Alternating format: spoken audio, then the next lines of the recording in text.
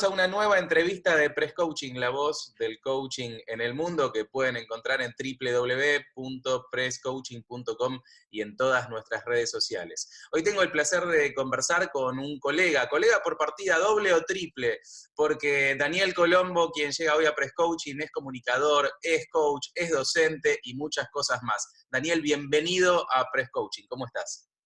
¿Cómo estás? Un gusto saludarte. Gracias por la invitación. Sigo el medio desde hace muchísimos años y la verdad que te agradezco mucho por el espacio que nos brindás a todos los que nos dedicamos a esta actividad tan apasionante.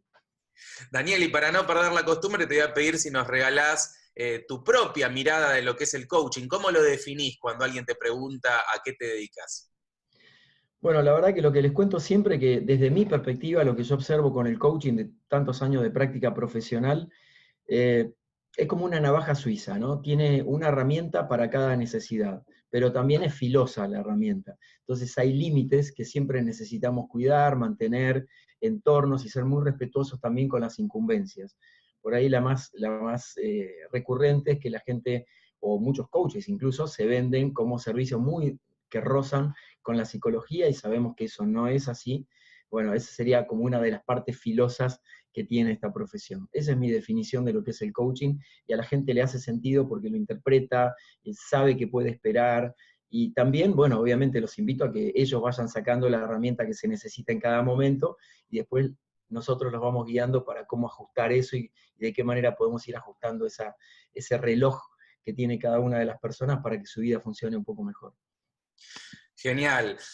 Daniel, bueno, vos venís del mundo de la comunicación también, te dedicaste muchísimos años, tuviste una agencia muy grande, sabés perfectamente lo que es hacer prensa, entonces de repente tenés también esto integrado, esto mismo que me pasa a mí, que somos comunicadores, entonces integramos nuestro aspecto de comunicador con el de coach. Yo siempre digo que una de las fortalezas que tenemos los comunicadores a la hora de hacer coaching es que tenemos como muy entrenado el oído, ¿no? La escucha, porque cuando hacemos una entrevista, cuando nos sentamos con un cliente, tenemos ya esa gimnasia de muchos años. En la previa recién conversábamos que, claro, a muchos de nuestros colegas se le dificulta la parte de la comunicación y que de repente no saben muy bien cómo vender sus servicios. ¿Cómo ves esto vos con nuestros colegas? ¿Cuál crees que es la mayor dificultad o desafío al que se enfrenta un coach recién certificado?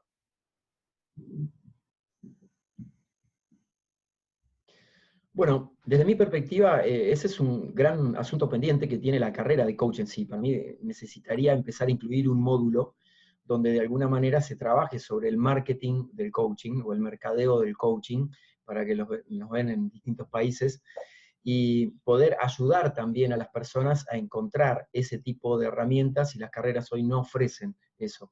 Yo lo hago particularmente en entrevistas uno a uno, hago coaching a coaches para orientarlos en el desarrollo de esto que yo llamo la marca personal, cómo te proyectás en el mercado, cómo podés lograr integrar tu profesión anterior tal vez con la actual y cómo podés crear valor agregado a partir de eso. Y esto es algo que no es sencillo porque obviamente requiere de un gran trabajo. La comunicación es un trabajo en sí mismo, y lo que siempre recomiendo es que por lo menos te reserves una hora al día. Yo tengo más horas del día dedicadas a mi propia comunicación, pero al menos podés empezar con una hora al día dedicada exclusivamente a tus temas de comunicación. Que quiero aclarar que no se agotan solamente en poner una frase en una red social o actualizar de vez en cuando tu canal de YouTube. Lo ideal es que te crees como un ecosistema con todas las patas que tiene que tener tu proceso de comunicación para la venta de tus servicios, y también que empieces por trabajar tu propio FODA, ¿no? Fortalezas, oportunidades, debilidades, amenazas, desde el punto de vista profesional. Y ahí vas a encontrar cuál es la oportunidad de tender un puente hacia esos diferenciales en el que el mercado se puede interesar más en vos. Hoy sabemos que estamos en un momento, te diría que yo creo que ya estamos empezando en un pico de un poco de declinación del auge del coaching, pero hemos tenido momentos donde, no sé, caminabas por la calle, levantabas una baldosa y aparecía un coach. Y a la gente le resulta bastante confuso esto, sobre todo por la masificación del término coaching en otro tipo de disciplinas. Al verlo en la televisión, al verlo ligado con el mundo de la política o con el deporte y demás, siempre se habla de que todos tienen un coach o son coacheados. Bueno, parte de nuestra responsabilidad como profesionales es elevar los estándares de lo que hacemos, y parte de eso necesita ser bien comunicado. Entonces, la invitación, si no lo sabes hacer, es buscar asesoramiento o conseguir libros. Yo he escrito mucho sobre esas cosas, pero hay otros autores también muy valiosos para poder consultar, para diseñar tu propia estrategia de comunicación. Eh, Otra cosa, y seguramente lo vas a entender, Fernando, es que muchas veces el coach comunica desde su propio universo, de sus propios paradigmas, y utiliza palabras, por ejemplo, la gente que ha estudiado coaching ontológico específicamente, utilizan palabras que el público en general no comprende, y que vos las querés sintetizar en una placa que pones en tu Instagram, y te parece que pones tu mail de contacto, o tu web, o tu Facebook, o lo que sea, y pensás que por eso la gente se va a tentar a llamarte para comprar tus servicios. Desde mi perspectiva y mi experiencia, eso no es así, porque una de las mayores habilidades que podemos encontrar como coaches y como comunicadores es la habilidad de traducir en el lenguaje que el otro, que es mi público, mi cliente, puede entender, captar, y sobre todo que le haga sentido y se pueda apropiar de eso de alguna manera, ¿no? Lo pueda habitar de sentido para que eso se conecte con una experiencia de venta exitosa. Nuestro trabajo es fabuloso. Yo de hecho tengo un 10% de mi tiempo para dar servicio a ONGs y demás, y el otro 90% me gano la vida trabajando de esto. Entonces no hago una sola cosa. Doy conferencias, escribo todas las semanas en 20 medios nacionales e internacionales sobre distintos temas, adapto esos contenidos para mi canal de YouTube, para los podcasts que tengo, para los microprogramas en una red de radios que tengo en América Latina, creo contenidos escritos para mis propios medios, empezando por mi web, que es el gran traccionador de todo el flujo de comunicación, para mi newsletter mensual, que es gratuito. Voy estableciendo bases para mis próximos libros, ya tengo 29 libros publicados. Entonces, como vemos, eso de lo que estoy hablando, tengo un programa en los buses de la ciudad de Buenos Aires y alrededores, son 1.200 buses, donde tengo unas cápsulas de 1 minuto y medio que se llaman Coaching con Daniel Colombo, que son tips para orientar temas, disparadores para que la gente piense alrededor de temas universales. Entonces, esto que te estoy refiriendo es un poco mi ecosistema de comunicacional alrededor de una marca que en este caso tiene mi nombre. Comparto plenamente, tal cual. Sí, esto que decías recién creo que es una de las mayores revelaciones que se llevan todas las personas que vienen también a tomar los cursos de comunicación o los talleres de escritura, y es esto de que yo llamo la deformación profesional que nos dan las escuelas ontológicas, con esta prohibición de dar consejos, por ejemplo.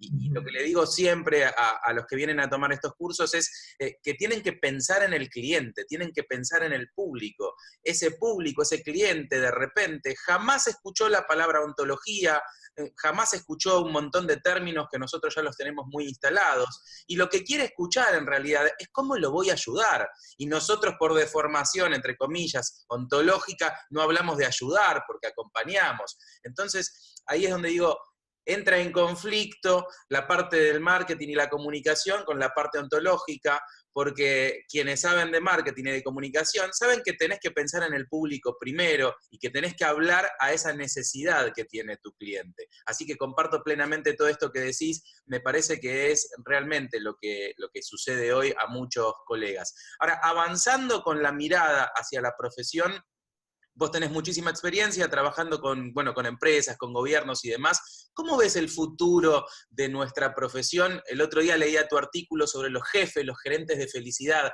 Yo vislumbro un poco que ese puede llegar a ser el puesto que finalmente se instale en las empresas, así como hoy no se nos ocurre pensar que una empresa no tenga un gerente de recursos humanos, un abogado, un contador. Yo creo que el día de mañana los coaches van a ser parte fundamental. En tu experiencia, lo hablábamos en la previa, lo vivís, yo también, pero contémosle a quienes vean esta entrevista, ¿cómo vislumbramos el futuro de la profesión en ese sentido? Bueno, en primer término, la verdad que lo vislumbro muy bien por la multiplicidad de incumbencias que podemos llegar a cubrir y abarcar a través de lo que hacemos como coaches. Ahora, me parece que la formación en sí, en cualquiera de las escuelas, ¿no? La escuela norteamericana, la escuela europea, el neurocoaching, el ontológico, cualquiera de la PNL misma, Si no sabemos adaptarla al universo del público al que nos dirigimos, por ejemplo, una cultura organizacional, nos vamos a quedar afuera. Yo observo cotidianamente que gerentes de recursos humanos están entrenándose en coaching, o los psicólogos organizacionales que trabajan dentro de las grandes compañías también están haciendo su titulación en coaching. ¿Por qué? Porque saben que ahí hay algo de una herramienta que puede ser mucho más efectiva para lograr resultados. También debo confesarte que a veces yo trabajo mucho con organizaciones, hasta ahora he trabajado con más de 2.500 empresas en toda América Latina, en general en unos 18 países. Eh, Muchas empresas a veces me llaman para arreglar problemas o para tratar de mitigar daños que ha dejado un proceso de coaching dentro de la empresa por coaches que tal vez no tenían la suficiente experiencia. Para meterse a trabajar en lo organizacional necesitas conocer mucho.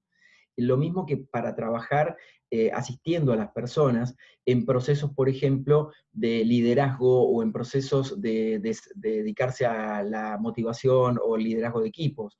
Si no tenés vos como coach esa experiencia o algún tipo de contacto, la teoría te va a quedar muy corta. Entonces ahí tenemos una primera pata que podemos mejorar desde el lado de la formación. Conectado con esto, una propuesta que hago, que la he escrito en un artículo que me voy a permitir compartir por si te interesara en algún momento publicar, tiene que ver con los límites del coaching y de qué manera el coaching puede dar este paso de calidad, de expansión y de integración con otro tipo de disciplinas. Y me quiero referir específicamente a que yo apuesto a que hagamos una gran reflexión todos los profesionales de nuestra actividad y sobre todo los que tienen escuelas que brindan cursos de formación para coaches, de que es necesario que los coaches tengan una residencia como la tienen, por ejemplo, los médicos o los psicólogos.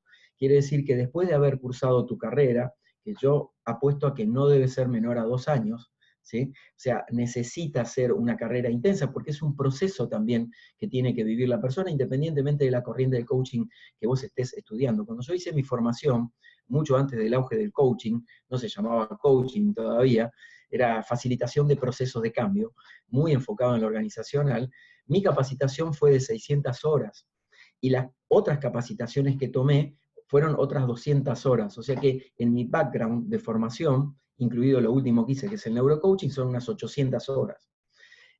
No quiero decir que todo el mundo tenga que estudiar 800 horas, pero sí es muy importante que el coach recién recibido necesita un tiempo de aprendizaje y necesita muchas horas de experimentación para poder plantarse. Te cuento un secreto.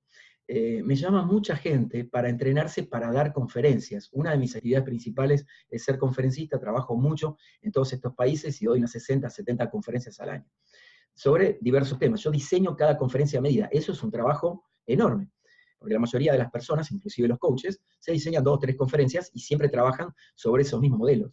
A mí me gusta diseñar cada cosa a medida, por lo tanto el resultado de la experiencia es a medida del cliente, del equipo con el que estoy interviniendo en ese momento. Y me llaman porque quieren dar conferencias. Entonces mi primera pregunta es, ok, ¿y qué tenés para comunicar? ¿Qué tenés para decir? ¿Cuál es el valor? Bueno, no, porque yo soy coach y aprendí muchas cosas. No va por ahí el negocio de los conferencistas. El conferencista necesita tener, al igual que un coach, un altísimo nivel de impecabilidad y un altísimo nivel de credibilidad. Y eso se forma con el tiempo. Que vos tengas un título, y me ha tocado encontrarme con colegas coach que muy arrogantemente me dicen, yo soy coach certificado profesional de tal escuela, pero con una arrogancia bastante importante, ¿sí? Eso no te califica para subirte a un escenario a dar una conferencia, porque lo que vos necesitas ahí es lo que vos hablabas antes, Fernando, que es el tema de impactar y llegar al corazón de las personas de una manera completamente diferente. Y eso no pasa por acá o por todo el conocimiento que tengas, sino pasa por tu integridad y por lo que las personas perciben alrededor tuyo. Entonces, de ahí aparece otro aspecto muy importante, relacionado también con la comunicación y también con el marketing de mi marca personal, que es el tema de la reputación. ¿Cómo me creo una buena reputación? La mejor forma es ser impecable, implacable en los resultados, en el enfoque en el resultado, y esto es algo que no todas las escuelas tienen, porque muchas escuelas se enfocan con un marco muy teórico, pero cuando van a la aplicación práctica, por ejemplo, en una empresa, la empresa no logra los resultados. Yo trabajo básicamente en organizacional, coaching de equipos, team building y demás, cambio cultural, y las empresas me piden resultados. Bueno, yo tengo mis formas, digamos, de asegurarme de que la empresa tenga un resultado sostenible, pero que lo empiece a visualizar muy rápidamente. Bueno, para todo eso necesitas mucho tiempo de experiencia, de atravesar muchas cosas, de mandarte muchas macanas, obviamente, muchas equivocaciones, y formarte desde ahí. Entonces, sintetizando la respuesta, recapitulando, integración con otro tipo de disciplinas, no tenerle miedo a abrir la cabeza y a empezar a integrar modelos de cosas diferentes para lograr un mejor resultado, no quedarme con un solo molde, sino tener esa flexibilidad que por otro lado es propia del coaching. El coaching es una danza que necesitamos hacer con el coachee o con las personas de un equipo para que todos encuentren sentido a partir del trabajo. Y lo otro que sí que apuesto es a una mayor profesionalización que no pasa por una certificación exclusivamente. Para mí pasa con esta residencia, digamos, de práctica, por lo menos durante un año, de, te diría, no sé, 100 horas, 200 horas de coaching, de intervenciones concretas, supervisadas, algunas, otras no, para después de eso que una persona se pueda certificar. Comparto plenamente, lo decimos una y otra vez, cuando certificás como coach, ahí empieza un nuevo camino, ¿sí? Un camino de formación permanente, un camino de estar abierto al aprendizaje eternamente, porque vamos a ir integrando, vamos a ir sumando herramientas, ese es el modo de profesionalizarse en este camino, creo yo. Sí. Quería agregar una cosa que a mí me llama mucho la atención de los coaches, que siempre en general, muchísimos coaches utilizan siempre como las mismas frases, ¿no? Sé la mejor versión de ti mismo, anímate a más, bueno, cosas por el estilo.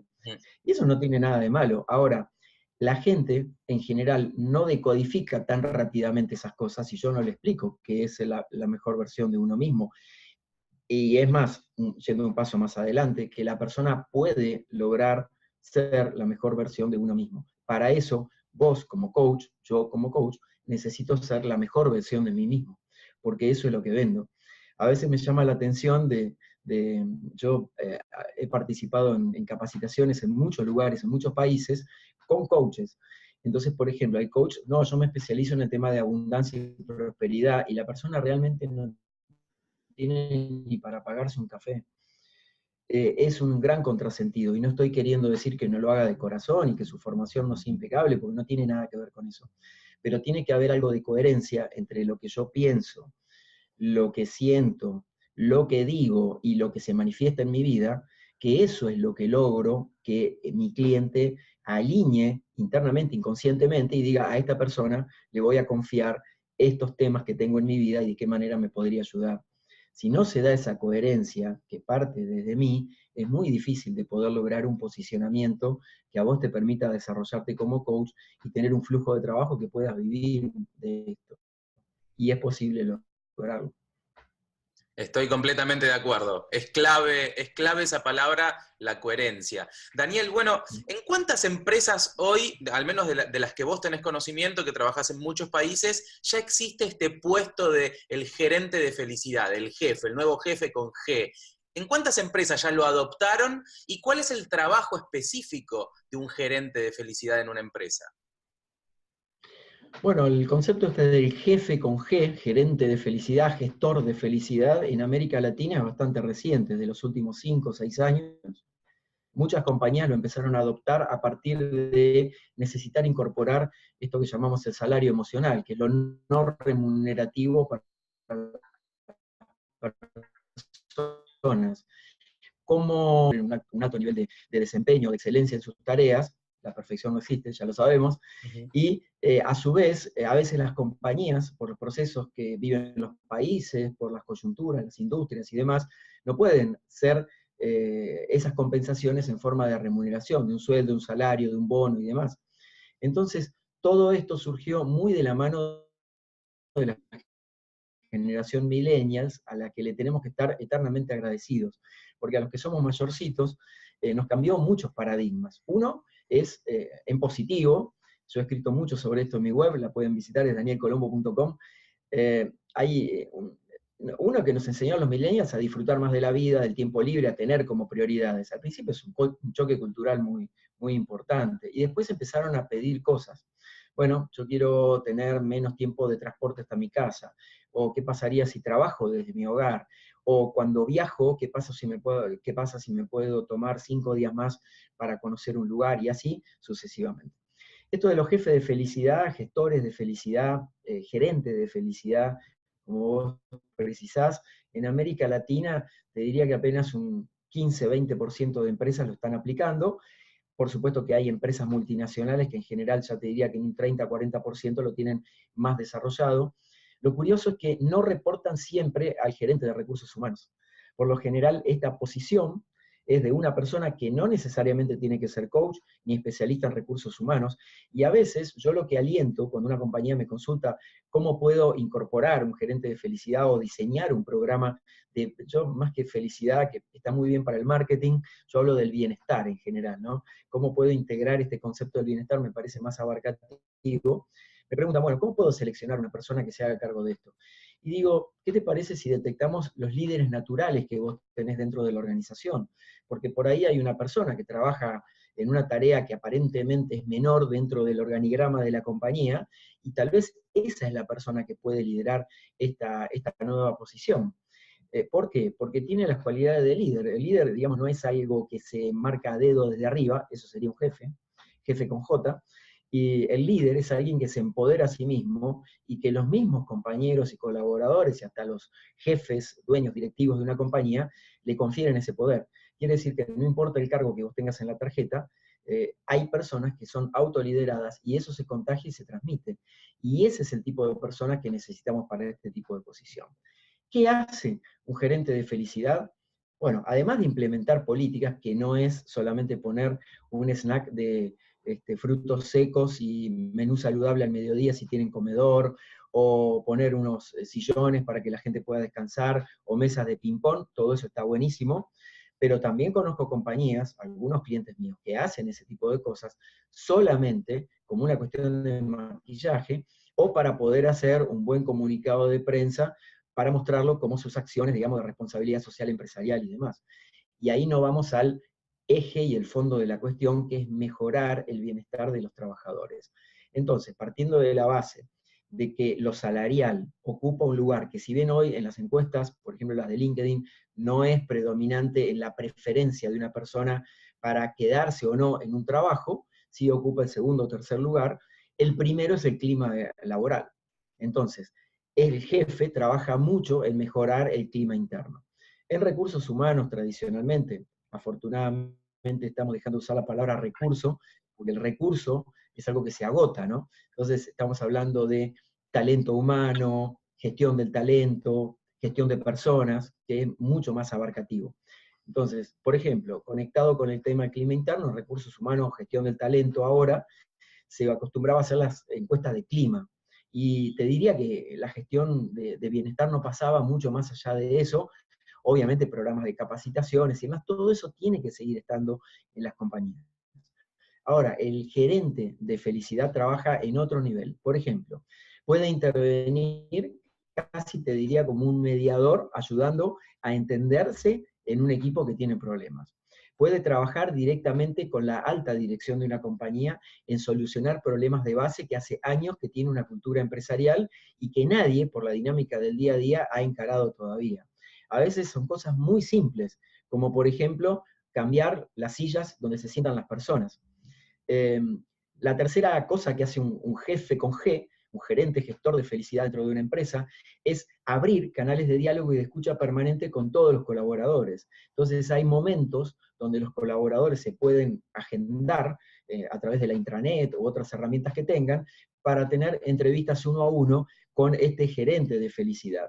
También es el que empieza a tomar todos los reclamos o todas las sugerencias de ese famoso y viejo conocido del buzón de sugerencias que había en muchas empresas. Bueno, ahora lo toma este jefe con G para ver, seleccionar y proponer mejoras sobre esos aspectos que aparecen como más recurrentes entre todos los colaboradores de una organización.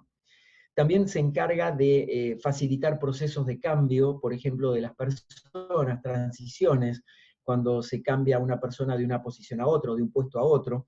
Y para todo esto, por ejemplo, la disciplina del coaching es muy buena. Yo creo sí que puede ser una buena visualización de un futuro laboral para muchos coaches experimentados, ¿sí? Y también para ser un gestor de felicidad en la empresa tenés que ser una persona feliz. Y necesitas tener un umbral de tolerancia muy alto y tener un nivel de bienestar muy alto. Quiere decir que la vara tiene que estar muy alta dentro tuyo para poder transmitir eso.